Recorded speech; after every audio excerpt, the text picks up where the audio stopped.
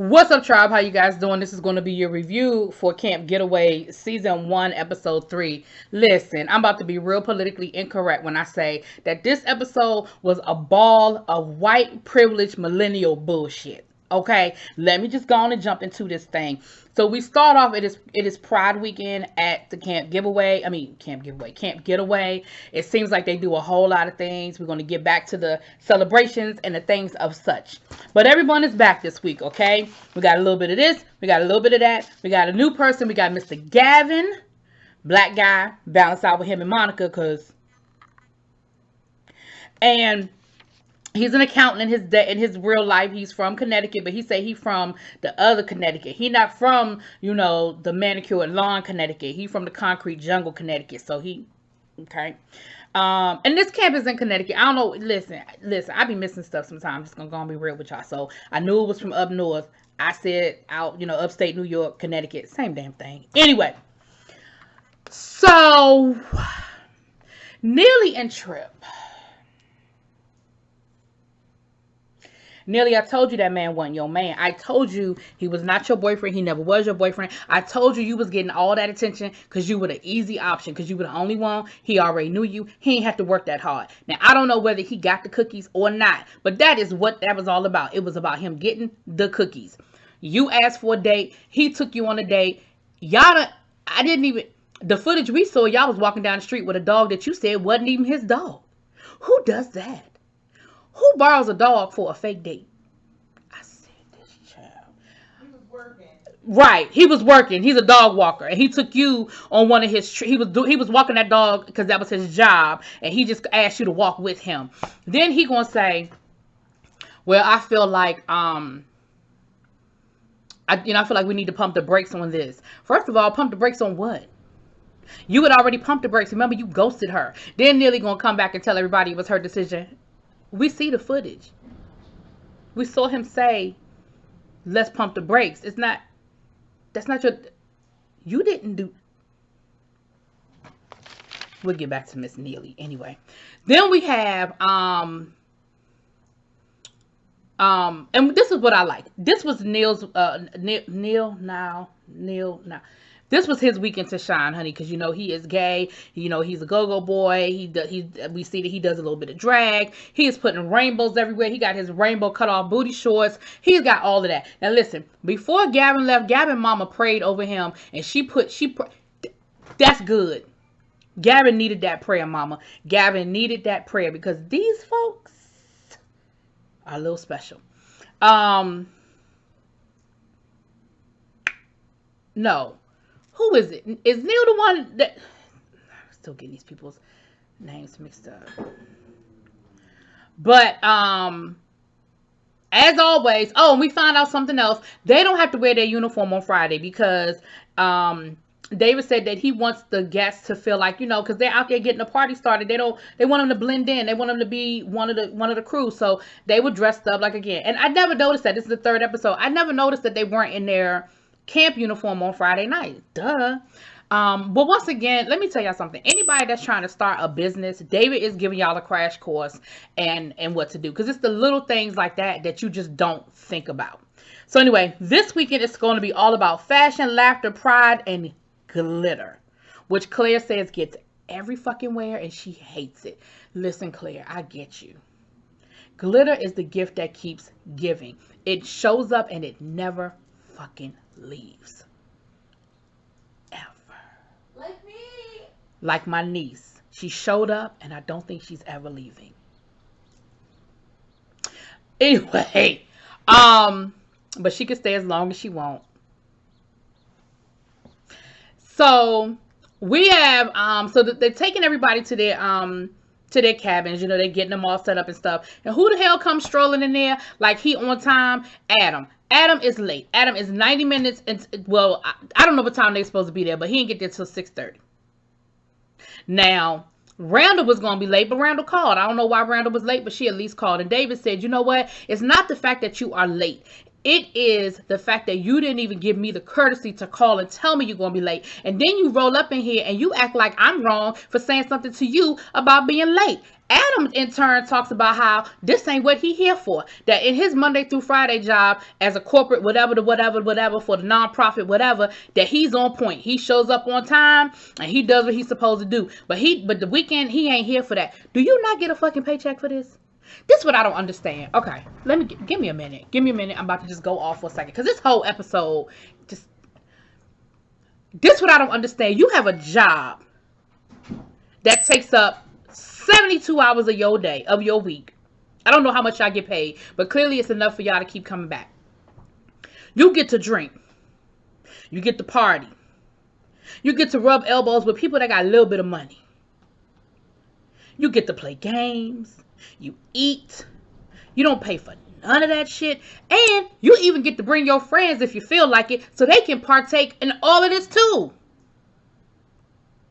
And you fucking that up? How do you fuck that up? I don't understand, Adam.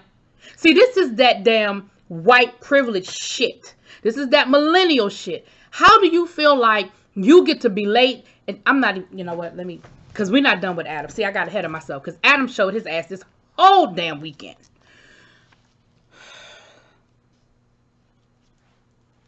So it's Friday night, you guys, and we also have Christine, who I forgot. I didn't catch her last night. I think Polk ran something, but she's a comedian and she actually hosts the Pride Weekend. It's something they've done. She brings her friends. They have a great time. Claire says when she has the staff meeting, she says, "I want to make sure that you guys understand that there's no judgment here, and so make sure that." Whatever you see, however you feel, leave your prejudices at the door. And I loved what they did. They even put signs over the bathroom. So it wasn't male, female. They basically put signs on the bathroom that was like, whatever. They had like male, female, and they had another picture. And then underneath it said, just wash your hands. So even the bathrooms became very gender neutral for the weekend. And I could really appreciate that. Those are the little small details that a lot of people may or may not think about. But I'm glad they did. So, Friday night we partied, and what we found out is that over the week, him and Sophia have been hanging out. They've been talking all the time, and Sophia is kind of feeling herself a little bit with Adam. But we also got Miss Randall on the other side. She also is feeling something about Adam, and she keeps flirting with Adam. So see, here's what's going on. Sophia and Adam are sort of like connecting. Randall is just straight up flirting, telling Adam, boom, this is me, this is how I am, this is what I do. Now, Monica, you know I like you, girl. But Monica, I feel like, was inserting herself in a situation that she just should have stayed the hell out of. You know Adam messy, and you know that this whole situation was messy. I don't know why you put your 2 cents in it. But anyway, she went to Sophia to talk to Sophia. And she basically said, look, if you like Adam, go for it. Don't get in your head. Don't feel self-conscious about it. If you like Adam, girl, put your foot down, claim your man. Then later on, she went and talked to Adam. And Adam told her, I do like Sophie. But Randall's cool too. I like Randall. She's a wild child. She kind of makes me laugh. So basically, he likes both of them for different reasons. The long term, he sees himself with Sophia. The short term, Randall is the party girl. Randall is the fun girl. Sophia is the settle down long-term relationship girl. But the problem is you work with both of them, ho. So you can't play that game when you work with both of them. That's stupid. And Monica, I hope that don't go back and blow up in your face because you just should have stayed the hell out of that one. In the meantime, honey, Gavin is just getting his life, having a good time and learning the ropes, okay? Poor Neil, who almost got fired, ended up training Gavin because why? Adam ain't nowhere to be found because why? Adam is a bitch. So then Sophia had the nerve to say that she felt like Adam was out of her league. Bitch, where? How was Adam out of your league? Girl, if you don't go buy you some self-esteem. I said, Sophia, I wrote that down. Adam is out of her league. I had to write that down because I wanted to make sure I said that. I said, Sophia, if you don't go somewhere, what have you seen? And I understand that y'all talk during the week and there may be a different Adam Monday through Friday. I get that. But the fact that you see this Adam on the weekend, what about this Adam makes you feel like he's out of your league? Girl, bye.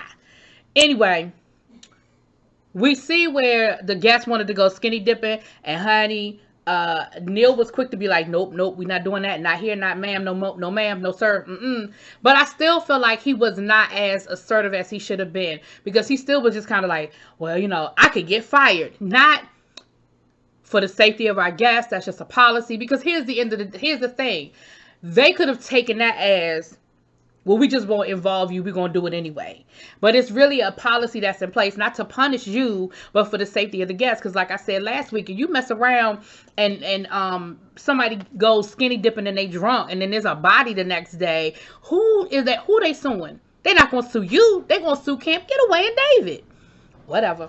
So then Monica goes back to Sophia and says, listen, I talked to Adam. Adam likes you. That is some high school, to me, that was some real high school bullshit. Who do you like? You like me? You like her? Okay, and Monica, I don't know why you played go-between. That, girl, that was a whole powder keg that. So the next morning, we have our, Saturday morning, we have our our little staff meeting, and the weekend is a little different this weekend because it's Pride weekend. So they have a comedy workshop. They have a costume thing where they get to make, because they're going to have a parade.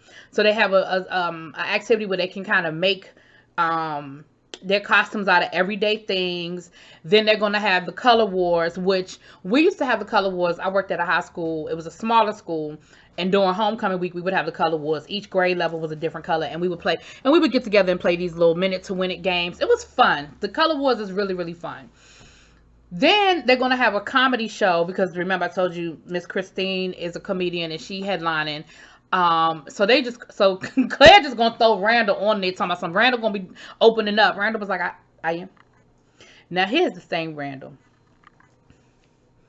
She immediately got nervous talking about, well, I haven't been doing comedy in a while. I'm just not sure about my jokes, and I'm not sure what's going to work. And child, listen. If you are a comedian and you're really trying to be a comedian, this is what you're trying to move into, then any opportunity that you have to perform in front of a crowd, especially in front of a seasoned comedian, she giving you a workshop so that you can work on your jokes. And then you never know who's there. If you knock it out the park, you never know what opportunities are opening themselves up to you. Girl, you should have been jumping at that opportunity. We're going to get there. So we had the whole,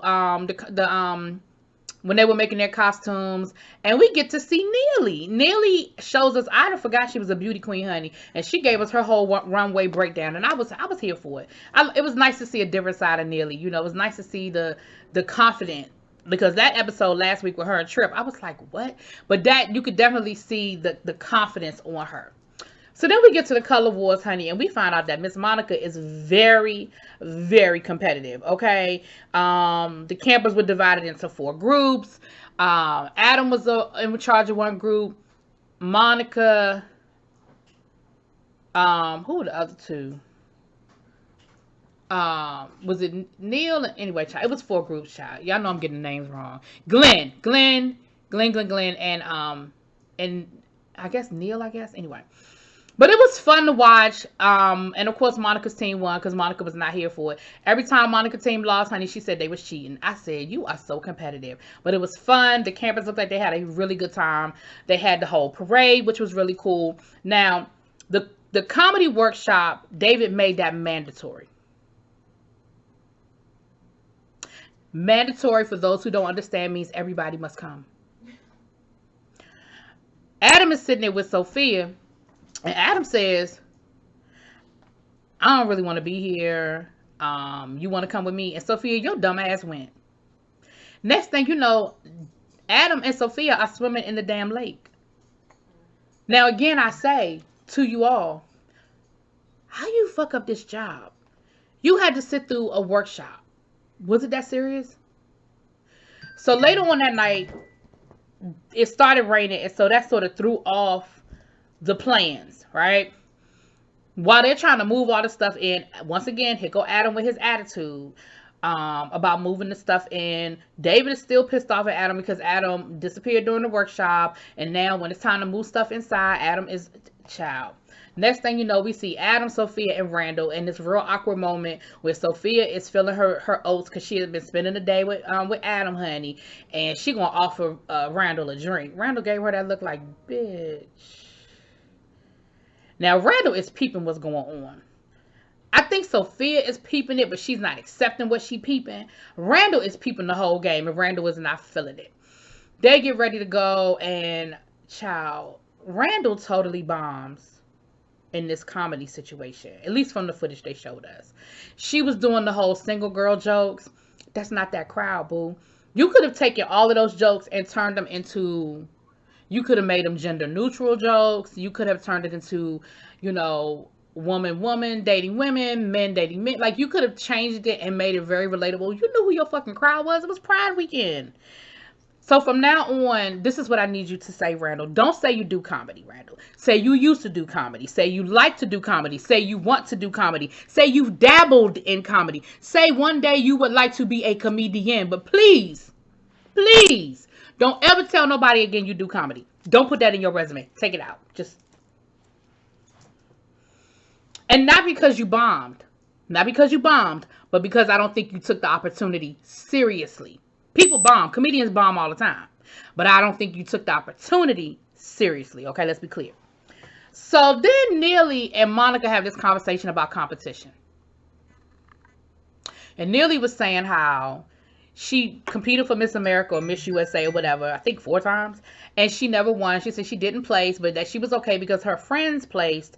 And for her, it was more about the experience, not winning. Well, and Monica's mom, Monica was like, that's bullshit. I don't understand. If you compete, the purpose of competing is to win. So I'm not understanding what she mean by I'm okay with the fact that I didn't win. Now, here's the thing, Monica. I understand what Neely is saying. What Neely is saying is she walked away with a great experience. She enjoyed the experience. And no, she did not win. But for her, it didn't feel like a failure just because she did not win.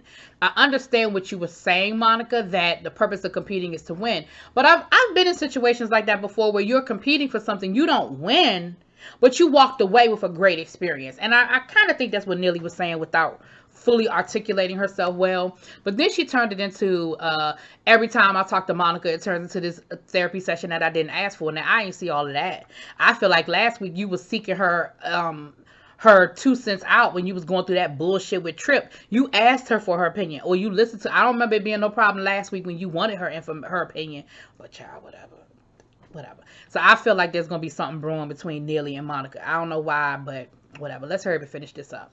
So Saturday night, they ended, like I said, it was raining, so they sort of had to adjust, and they had the party and stuff inside. And who is all on top of who for the whole night? Adam and Randall. Adam is rubbing Randall's legs under the table during the comedy show. When they're at the party, Randall and Adam are dancing. They slow dancing together. When Sophia does try to, walk up on Randall and have a conversation with him, Sophia, here come Miss Randall. She want to know what they talking about. Because see, I told y'all, Randall peeped the game. So every time Randall saw Sophia with Adam, she made it her business to be around him. But Adam was playing games. At the end of the day, this is on Adam. It's not on Randall, and it's not on Sophia. Both of y'all need to jump ship and let Randall sink. Let Adam sink, because he's pulling y'all into a situation and he's gonna pitch y'all against each other, and that's gonna be some bullshit. At the end of the day, he clearly doesn't respect either one of y'all. Whether he likes you or not, he doesn't respect either one of y'all. Then who does he end up leaving the party with? Sophia. And they give you a really clear impression that him and Sophia slept together. Like, that's the impression, that they actually had sex. Sophia, girl. Anyway, the next morning, they don't do their traditional, okay, it's time to go. They actually have activities Sunday morning, and they end up having like a ice cream social thing.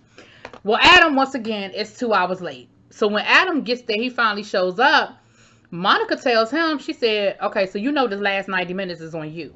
He was like, oh, yeah, no, I know. She was like, no, you here by yourself, because I've been here, I've been holding it down, and You know, this is on you. So Adam immediately gets an attitude because how dare this black woman tell me what the fuck to do? He was like, well, what do you mean? Like, I feel like your tone is real, those code words that you use to describe when a black woman.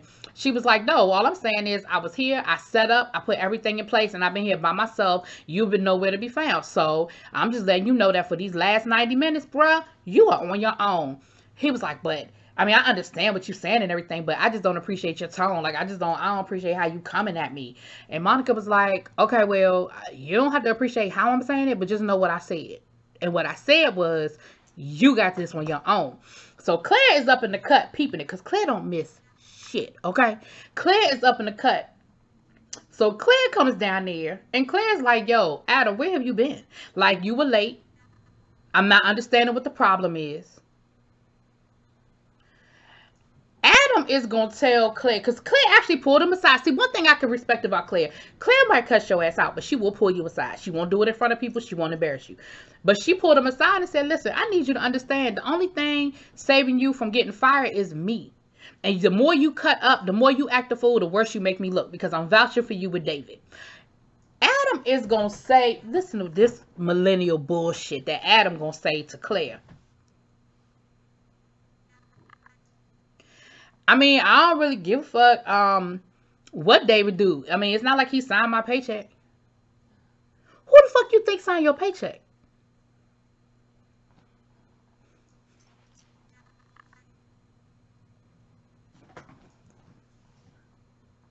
And you said that to his right-hand man, because you have to know that whatever you say to Claire, you might as well say to David. You have to know that when Claire says something, David, you have to know that. So you're going to say to Claire, I don't really give a fuck how David feel. It ain't like he signed my paycheck.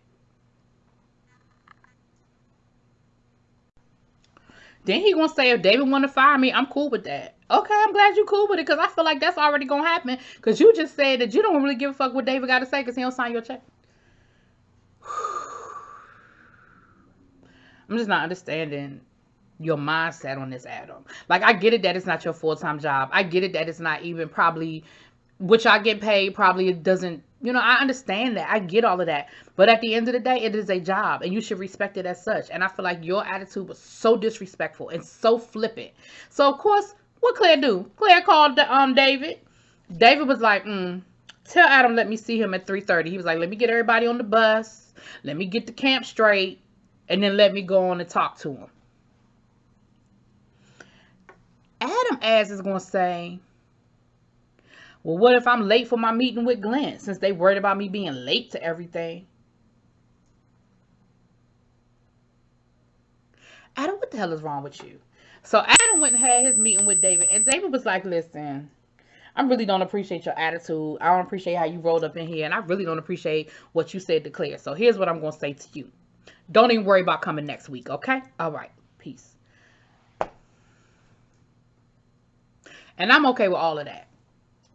At the end of the day, when they lowered the flag, they ended up giving the flag to Glenn. I sort of neglected Glenn's story. He talked about how him and his dad had a really rocky relationship, because his dad loved him and he still had a relationship with his father, but he never really understood his lifestyle. And he made it seem like, him being gay was a choice, not who he really was. And he was saying how, the flag really meant so much because it meant we are accepted here. He said, when I see that rainbow flag, what that says to me is you are accepted here. And so his father passed, but he said he really wished that his father could see things like this and see his son be in pride and just see him fully embrace who he is. So that was great. It was a great episode. I'm sorry, y'all, but that whole episode, and I'll be honest with you, I watched the episode yesterday, but I was like, I need a minute, because this whole thing really pissed me off. I was like, I just don't understand. Adam is just so disrespectful. Adam, you are an ass. I don't know if you watch it or not. You probably don't, and that's cool. But Adam, you are an ass. Anyway, y'all have a great day. Talk to y'all later. Peace.